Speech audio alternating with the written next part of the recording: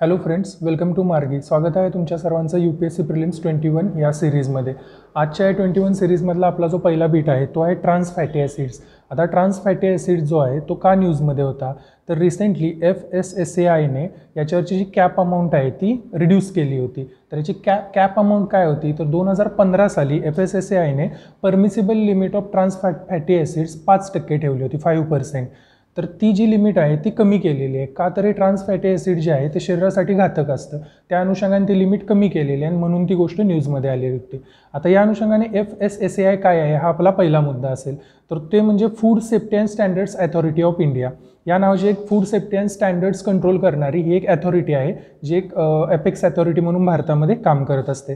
तर या अथॉरिटीने 2015 साली 5% permissible limit of trans fatty acids अशी घालून दिली होती. ती सध्या कमी करण्यात आली आहे. ती कशी कमी करण्यात आली आहे, तर trans fatty acids in oil, म्हणजे ऑइलमध्ये जे ट्रान्स फॅटी ॲसिड असेल तर त्याची जी लिमिट आहे ती 2%, 2022पर्यंत 2% करायची आणि 2021पर्यंत 3% अशी ती रिड्यूस करायची आहे. या अनुषंगाने ही न्यूज करंटमध्ये होती. आता ही ट्रान्स फॅटी ॲसिडची जी लिमिट आहे ती कमी करण्यासाठी अमेंडमेंट कशामध्ये केली जाते, म्हणजे पूर्वपरीक्षेला असा प्रश्न विचारला जाऊ शकतो की ट्रान्स फॅटी ॲसिडची परमिसेबल लिमिट कमी करणं किंवा वाढवणं याच्या अनुषंगाने कोणत्या रेग्युलेशन्समध्ये अमेंडमेंट केली जाते. तर ते जे रेग्युलेशन्स आहेत त्याचं नाव आहे food safety and standards prohibition and restriction on sales regulation 2011. 2011 साली रेग्युलेशन्स आले होते, ज्याच्यामध्ये ट्रान्स फॅटी ॲसिडची परमिसिबल लिमिट सगळ्यात पहिल्यांदा 10% अशी घालण्यात आली होती, जी आता 2021पर्यंत 3% आणि 2022पर्यंत 2% अशी करायची आहे. तर ट्रान्स फॅट म्हणजे काय, trans fat is a most harmful type of fats ज्याला म्हटलं जातं, which is produced artificially and occurs naturally. म्हणजे ते नॅचरली देखील काही फूड एलिमेंट्समध्ये अस्तित्वात असेल आणि त्यासोबतच ते आर्टिफिशियली देखील प्रोड्यूस केले जातात. आता आर्टिफिशियली ट्रान्स फॅटी ॲसिड जे आहेत ते कसे फॉर्म केले जातात, which is formed when hydrogen is made to react with oil to produce fat resembling ghee butter. या पद्धतीने त्याला artificially trans fatty acids produce केले जातात. याचा युजेस काय आहे, म्हणजे याचा वापर इंडस्ट्रीमध्ये वाढण्याचा, फूड इंडस्ट्रीमध्ये जास्त प्रमाणात त्याचा वापर करण्याची कारणं काय आहेत, तर त्याच्यामध्ये पहिलं आहे they give desired shape and texture, दुसरं आहे प्रिझर्व फूड लॉंगर, तिसरं आहे सबस्टिट्यूट फॉर प्युअर घी आणि चौथा आहे कंपॅरेटिव्हली लोअर कॉस्ट. म्हणजे कंपॅरेटिव्हली लोअर कॉस्ट असल्यामुळे त्याच्यामध्ये प्रॉफिट जास्त येतो, त्यामुळे फूड इंडस्ट्रीच्या माध्यमातून याचा वापर जास्त प्रमाणामध्ये केला जातो. आणि याचे हार्मफुल इफेक्ट काय आहेत, तर त्याच्यामध्ये याचे वेगवेगळे हार्मफुल इफेक्ट दिसून येतात. जो पहिला आहे raise total cholesterol level and reduce good cholesterol level which is HDL. आता गुड कोलेस्ट्रॉल लेवल जी आहे, ज्याला HDL म्हटलं जातं, तर ती कमी केली जाते. आता HDL काय आहे, तर HDL is high density lipoprotein. आता HDL जे आहे त्याच्यासोबतच एक LDL म्हणून एक ट्रान्सफॅटचा प्रकार आहे किंवा कोलेस्ट्रॉलचा प्रकार आहे, ज्याला लो डेन्सिटी लिपोप्रोटीन म्हटलं जातं, विच इज बॅड कोलेस्ट्रॉल. म्हणजे HDL हे गुड कोलेस्ट्रॉल आहे आणि LDL जे आहे ते बॅड कोलेस्ट्रॉल आहे. आणि याच्या व्यतिरिक्त VLDL म्हणजे व्हेरी लो डेन्सिटी लिपोप्रोटीन म्हणून, तर ते देखील बॅड कोलेस्ट्रॉल म्हणून पकडलं जातं. तर हे जे गुड कोलेस्ट्रॉल आहे याची लेवल जी आहे ते ट्रान्स फॅटी ॲसिड्स कमी करतात, म्हणून ते शरीरासाठी घातक ठरतात. त्यासोबतच high risk of developing obesity, type 2 diabetes, insulin resistance, metabolic syndrome, cancer, high blood pressure, heart attack, stroke हे त्याचे काही साईड इफेक्ट्स आहेत. त्यानंतर आपली दुसरी बीट आहे ती याच अनुषंगाने आहे, त्याचं नाव आहे हार्ट अटॅक रिवाइंड. तर हार्ट अटॅक रिवाइंड प्रोग्राम काय आहे, तर तो कोणी लॉन्च केला, तो लॉन्च केलेला आहे FSSAI. मगाशी जी आपण FSSAI बघितली तर त्यांनीच हार्ट अटॅक रिवाइंड हा प्रोग्राम लॉन्च केलेला आहे. तर तो एक न्यू मास मीडिया कॅम्पेन आहे आणि हा मास मीडिया कॅम्पेन काय करेल, त्याचा ऑब्जेक्टिव्ह काय आहे, to eliminate industrially produced trans fat in food supply by the year 2022. वरती आपण जसं बघितलं की 2022पर्यंत ट्रान्स फॅटी ॲसिडची लिमिट 2% आणायची आहे. तर ते पूर्ण इलिमिनेट करणं, इंडस्ट्रियली प्रोड्युस्ड ट्रान्स फॅटमधून जे ट्रान्स फॅट आहे ते फूडमधून पूर्ण इलिमिनेट करणं 2022पर्यंत हे त्याचं मुख्य ऑब्जेक्टिव्ह असेल. It is follow up to an earlier campaign eat right launched in 2018. 2018मध्ये जो ईट राईट कॅम्पेन लॉन्च झाला होता, तर त्याचाच फॉलोअप म्हणून या हार्ट अटॅक रिवाइंड प्रोग्रामला बघितलं जातं. आणि हा ईट राईट जो कॅम्पेन आहे तो काय होता, which is edible oil industries to took a pledge to reduce level of sugar, salt, saturated fat and trans fatty acids by 2% by 2022. म्हणजे अगेन 2022 पर्यंत शुगर असेल, सॉल्ट असेल, सॅच्युरेटेड फॅट असतील आणि ट्रान्स फॅटी ॲसिड्स असतील यांची level 2% खाली आणणे हे देखील याचं उद्दिष्ट होतं. त्यासोबतच स्वस्थ भारत कॅम्पेन हा देखील माहिती असायला पाहिजे, जो या न्यूजच्या अनुषंगानेच आहे. स्वस्थ भारत कॅम्पेन काय आहे, which is pan India cyclothon. म्हणजे या अनुषंगाने जे ट्रान्स फॅट आहे त्याच्या अनुषंगाने एक अवेअरनेस करण्याच्या अनुषंगाने हा एक पॅन इंडिया सायक्लोथॉन म्हणून ओळखला जातो. त्याच्यानंतर आजची जी तिसरी बीट आहे ती आहे रिप्लेस कॅम्पेन. रिप्लेस कॅम्पेन काय आहे, तो कुणी लॉन्च केला आहे? Replace is launched by WHO, world health ऑर्गनायझेशनने तो 2018 मध्ये लॉन्च केला होता, पण तो या अनुषंगाने करंटमध्ये येतो, ज्याचा objective again to eliminate trans fats from global food supply by 2023. म्हणजे WHO जो रिप्लेस कॅम्पेन आहे तर त्याच्या अनुषंगाने तो कॅम्पेन कशाला फोकस करतो, तर 2023 पर्यंत जे ट्रान्स फॅट आहे ते पूर्ण इलिमिनेट करणं. म्हणजे इंडियाचा जो आपण बघितला तर तो 2022 पर्यंत 2% खाली आणणं, पण WHOचा कॅम्पेन जो आहे तो 2022 पर्यंत 2023 पर्यंत ग्लोबल फूड सप्लायमधून ट्रान्स फॅटना इलिमिनेट करण्यावरती फोकस करतो. त्याचे 6 एरियाज ऑफ ॲक्शन आहेत. ते 6 एरियाज ऑफ ॲक्शन काय आहेत, तर review dietary sources, promote replacement, legislate regulatory actions, assess and monitor trans fat, create awareness and enforce compliance with policies. हे त्याचे 6 एरियाज ऑफ ॲक्शन म्हणून ओळखले जातात. आता WHOने जी परमिसिबल लिमिट घालून दिली ट्रान्स फॅटी ॲसिड संदर्भात ती किती आहे? WHO gives the permissible limit that less than 1% of total energy intake of trans fatty acids. 1% त्यांनी परमिसिबल लिमिट घालून दिली. त्यासोबतच सॅच्युरेटेड फॅटसाठी डेली क्लोरिक इनटेक जो आहे त्याच्यात 10% परमिसिबल लिमिट WHOने घालून दिलेली आहे. त्यानंतर पुढची चौथी जी आजची बीट आहे ती आहे प्रोजेक्ट डॉल्फिन संदर्भात. प्रोजेक्ट डॉल्फिन 15 ऑगस्ट 2020च्या स्पीचमध्ये PM नरेंद्र मोदींनी अनाऊन्स केला होता.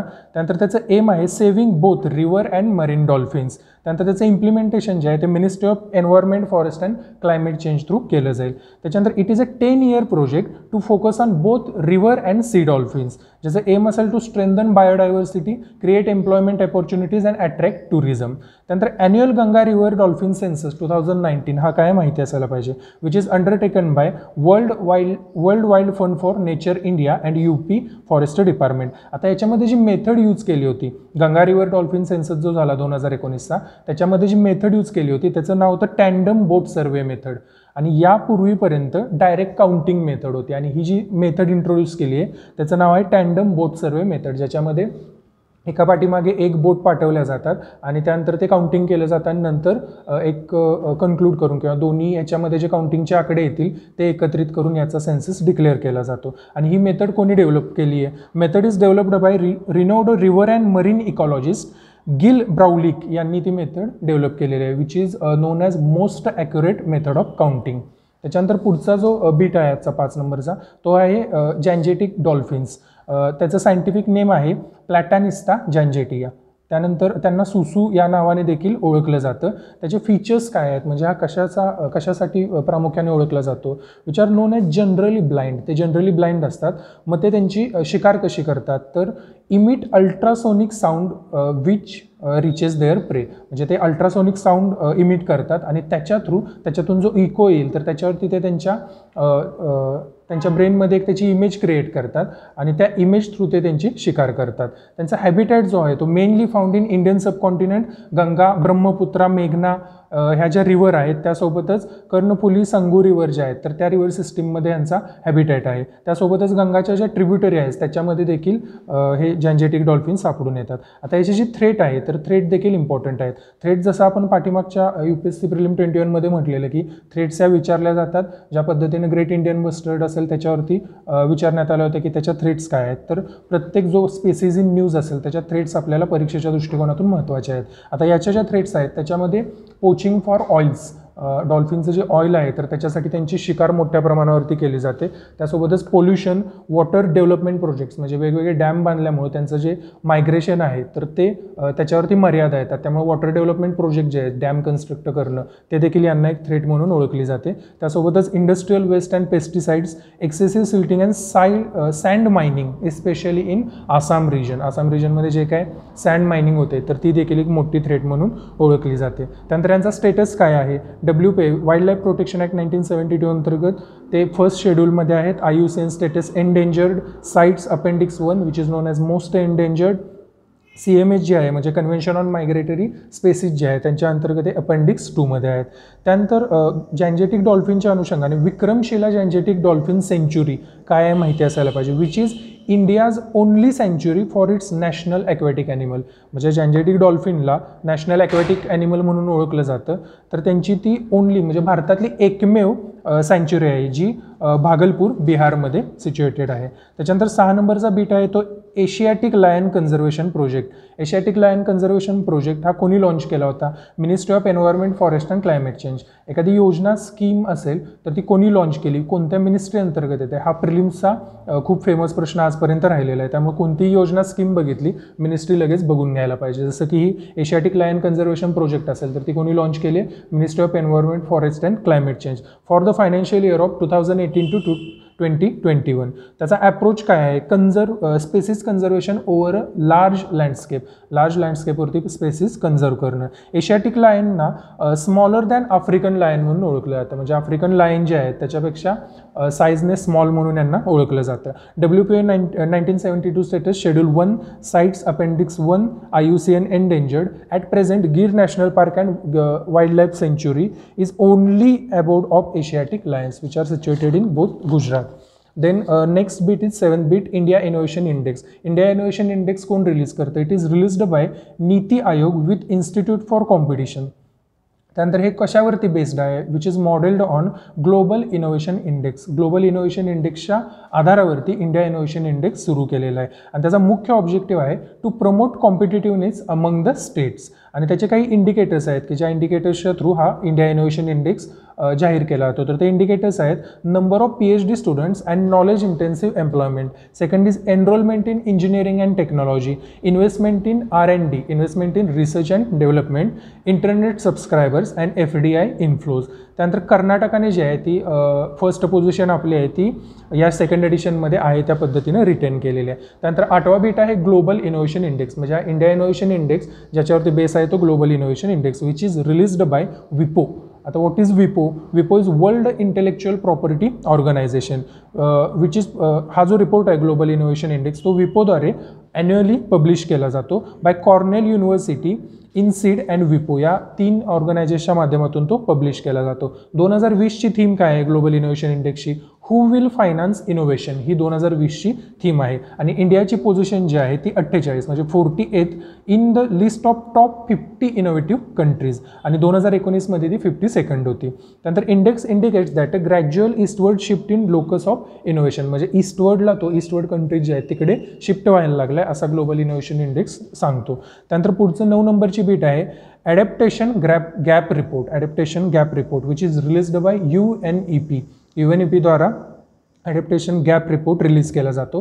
The purpose of adaptation gap report is to identify trends and highlight challenges associated with measuring progress towards fulfilling and adaptation finance gap. हा त्याचा मुख्य पर्पज म्हणून ओळखला जातो. आता याच्यात 2 मुख्य कॉन्सेप्ट्स आहेत. एक पहिली आहे ती म्हणजे ॲडॅप्टेशन कॉस्ट. ॲडॅप्टेशन कॉस्टमध्ये काय काय इन्क्लूड होतं त्याच्यामध्ये कॉस्ट ऑफ प्लॅनिंग, त्यानंतर preparing for facilitating and implementing adaptation measures या गोष्टी ॲडॅप्टेशन कॉस्टमध्ये इन्क्लूड होतात. आणि ॲडॅप्टेशन फायनान्स काय आहे?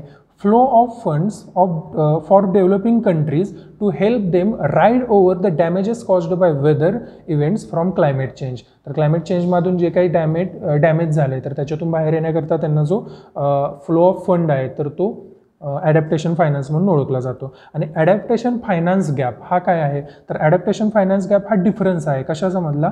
तर ॲडॅप्टेशन कॉस्ट आणि ॲडॅप्टेशन फायनान्स या दोन्हीमधला जो डिफरन्स आहे तो ॲडॅप्टेशन फायनान्स गॅप म्हणून ओळखला जातो. त्यानंतर 10th नंबरची बीट आहे युवा प्लॅटफॉर्म.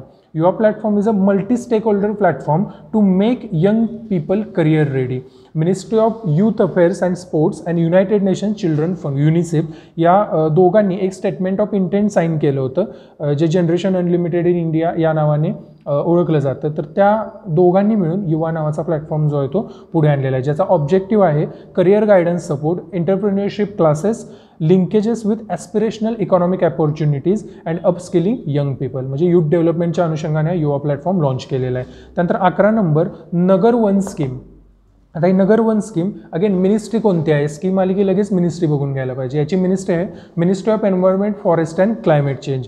आणि याचा एम काय आहे, it aims to develop 200 urban forest across country in next 5 years. पुढच्या 5 वर्षामध्ये भारतातल्या वेगवेगळ्या शहरांमध्ये 200 अर्बन फॉरेस्ट डेव्हलप करणं हा त्याचा एम आहे. तर याचं रोल मॉडेल काय आहे किंवा हे कशावरती बेस्ड त्यांनी घेतलेलं आहे, तर पुण्यामध्ये जे Warje model of urban forest आहे तर त्याच्यावरती based, Warje model of urban फॉरेस्टवरती बेस्ड किंवा त्याला रोल मॉडेल म्हणून यामध्ये घेतलं गेलेलं आहे. आणि त्याचा फायनान्स जो आहे तो कॅम्पामधून केला जाणार आहे, CAMPA कॅम्पामधून त्याचा फायनान्स केला गेलेला आहे. त्यानंतर याची जी थीम आहे म्हणजे हा जो प्रोजेक्ट आहे तो लॉन्च केला गेला 5 जूनला which is world environment day.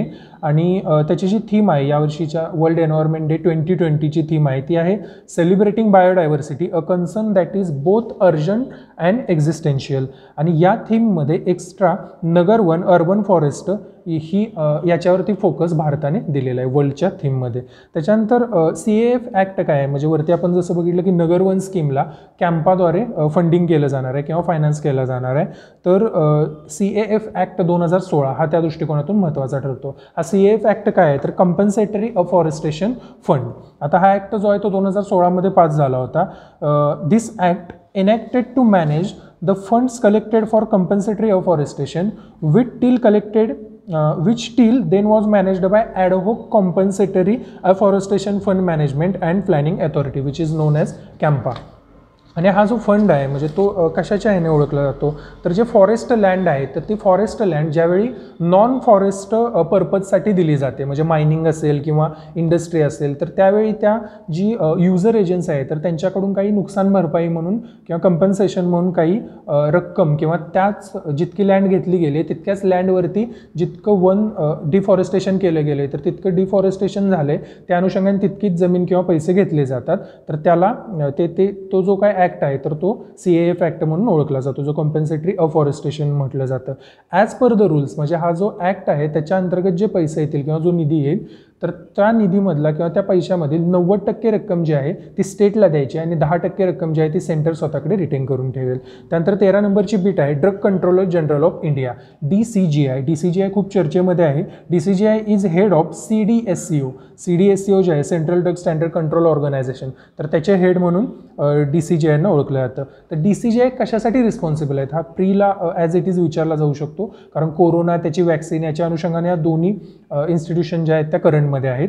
DCGI is responsible for approval of licences of specified category of drugs such as blood and blood products, IV fluids, vaccines and sera in India and which is come under Ministry of Health and Family Welfare. त्यानंतर 14 नंबरची bit आहे central drug standard control association म्हणजे हा DCGI जो आहे तर तो ज्याचा हेड असतो CDSCO तर ती CDSCO काय आहे which is central drug authority for discharging functions assigned to central government under drugs and cosmetic act 1940 1940चा जो ड्रग्ज अँड कॉस्मेटिक ॲक्ट आहे तर त्याच्या अंतर्गत फंक्शन करण्यासाठी CDSCOची नियुक्ती केली गेलेली आहे. त्याचे मेजर फंक्शन्स काय तर हे फंक्शन्स खूप इम्पॉर्टंट आहे म्हणजे कोरोना वॅक्सिनच्या अनुषंगाने आपण स्टडी करत असताना कोणती वॅक्सिन कधी कोणी लॉन्च केली या गोष्टी आपण बघत राहतो पण याच्यात इम्पॉर्टंट गोष्ट आहे ती म्हणजे की क्लिनिकल ट्रायल म्हणजे काय, क्लिनिकल ट्रायलला अप्रुव्हल कोण देतं या सगळ्या गोष्टी प्रीला विचारल्या जाऊ शकतात.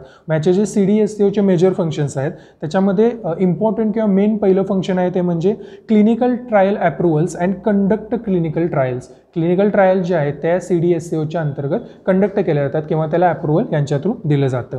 तर त्यानंतर पुढची यांची जी मेजर रिस्पॉन्सिबिलिटी किंवा फंक्शन आहे त्याच्यामध्ये regulatory control over import of drugs, approval of new drugs, approval of certain licences as central licensing authority. Central licensing authority म्हणून काही ड्रग्जना अप्रुव्हल देणं and control over the quality of imported drugs. Imported drugs आहेत त्यांच्या क्वालिटीवरती control करणं. आणि ही CDSCO जी आहे त्याचं headquarter new दिल्लीमध्ये आहे which is again under ministry of health and family welfare. त्यानंतर पुढचा जो 15 नंबरचा बीट आहे तो आहे कपिला कलम प्रोग्राम. कपिला कलम प्रोग्राम जो आहे तो which is acronym for Kalam program for intellectual property literacy and awareness या नावाने कपिला कलम प्रोग्राम ओळखला जातो which is launched virtually on 15 October 2020. 15 ऑक्टोबरला त्याचा लॉन्च झालेला आहे. आणि 15 ऑक्टोबर काय आहे तर ज्या दिवशी लॉन्च झाला त्या दिवशी APJ अब्दुल कलाम यांची 89th बर्थ ॲनिव्हर्सरी होती त्या दिवशी लॉन्च केला गेलेला आहे. त्याचं मेन ऑब्जेक्टिव्ह काय आहे तर create awareness about IP rights in higher educational institutions. हे त्याचं मुख्य एज आहे. त्यानंतर encourage more students to file patents, हे देखील त्याचं उद्दिष्ट असलेलं दिसून येतं. आणि हा जो प्रोग्राम आहे तो मिनिस्ट्री ऑफ एज्युकेशनच्या अंतर्गत येतो.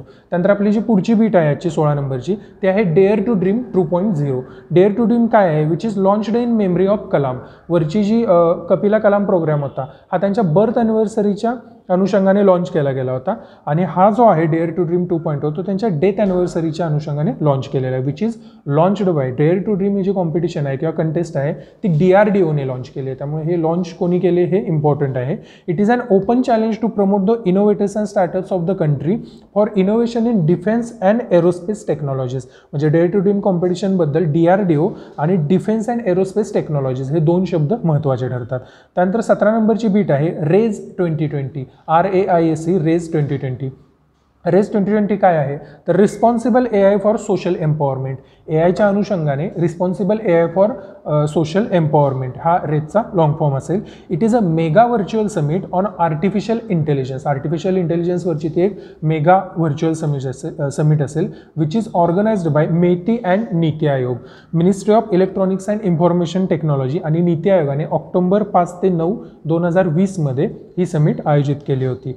It is a first kind of this summit. म्हणजे ही अशा पद्धतीची पहिलीच समिट होती which aims to provide a road map towards social inclusion, transformation and empowerment with the help of AI.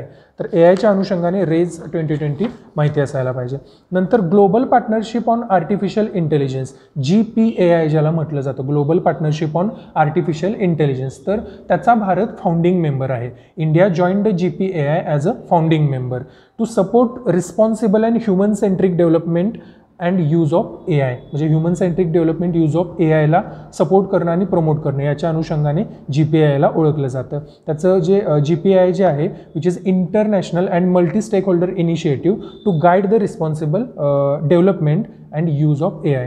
त्यानंतर GPAI जे आहे ते ऑफिशियली कोणी प्रपोज केलं होतं तर ते ऑगस्ट 2019 मध्ये फ्रान्स आणि कॅनडाने बिल समिटमध्ये 2019 मध्ये ऑगस्टच्या ते प्रपोज केलं होतं, ऑफिशियली प्रपोज केलं होतं. And GPAI will be supported by secretariat to be hosted by organisation for economic cooperation and development. OCEDने जी पॅरिसमध्ये झाली होती तर त्याच्यामध्ये ते त्याचं सेक्रेटेरिएट सपोर्टेड असेल त्याला.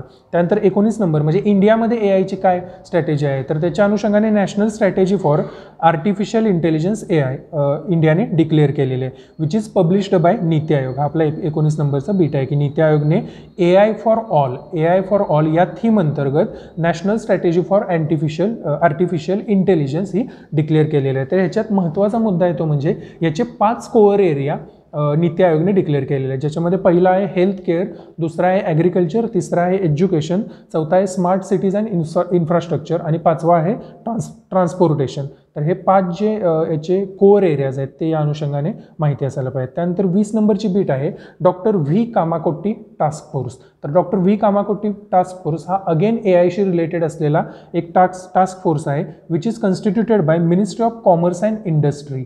या मिनिस्ट्रीने तो कन्स्टिट्यूट केला होता, ज्याचा एम असेल AI of India's economic transformation to explore possibilities to leverage AI for development across various fields. म्हणजे वेगवेगळ्या फील्ड्समध्ये AIचा वापर कशा पद्धतीने करता येईल हे याचं परीक्षण करण्यासाठी किंवा याच्यावरती अभ्यास करण्यासाठी doctor V Kamakoti task force हा नियुक्त केला गेला होता. ज्याच्या की रिकमेंडेशन्स आहेत, ज्याच्यामध्ये 2 की रिकमेंडेशन्स आहेत. त्याच्यातली पहिली आहे setting up national AI mission, NAIM ज्याला म्हटलं जातं. तर नॅशनल AI मिशन सेटअप करायला पाहिजे असं त्यांचा की रिकमेंडेशन होतं. आणि दुसरं होतं ते म्हणजे डेटा एम्बुड्समन, हे त्यांचं दुसरं रिकमेंडेशन आहे.